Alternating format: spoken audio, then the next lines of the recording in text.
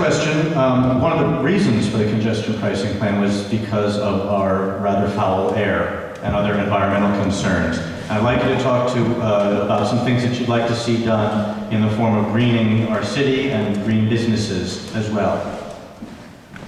Well, you know, if we were to, high-rises account for an enormous percentage of the energy use in the city. And if we were to retrofit them, we could cut that down by half or more. Not only would it be great, in terms of environmental effects, it would create jobs at a time when our economy is struggling or about to struggle, depending on how you read the statistics that just came out. So retrofitting on big buildings as a requirement is incredibly important. The way you can do that is if they get any kind of tax abatement, if they get any kind of state or city dollars, they have to do it. They have to propose a retrofitting plan, 18-month or 2-year plan, and then make it happen.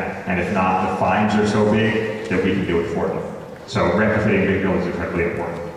Better incentives for smaller buildings and smaller businesses. You know, one of the big problems with cutting energy use in buildings and for small businesses, and I'm a former small business owner, is that the upfront capital investment is too hard. You don't have that kind of capital when you're a small business owner. Frequently, you're going from month to month or quarter to quarter, and so we need to figure out how the state can incent smaller businesses to retrofit too. There's a whole big talk about upstate economic development, and New York State should become the center of green energy and clean and renewable energy. It would both diversify our economy, increase our tax base, and push this forward in a way that hasn't been done in this country. But I'm out of time, so hopefully we'll get that question. Feel free to write it down, Tracy. Yes, well, we have enacted New York State tax credits for greening of buildings, and I'm very proud of the fact that a new school that I helped bring about in Battery Park City, which is under construction now, will be the first all-green school built in New York City, and that's being funded 50% by state funds, which we passed 3 years ago, as part of the $11 billion school construction package that we initiated.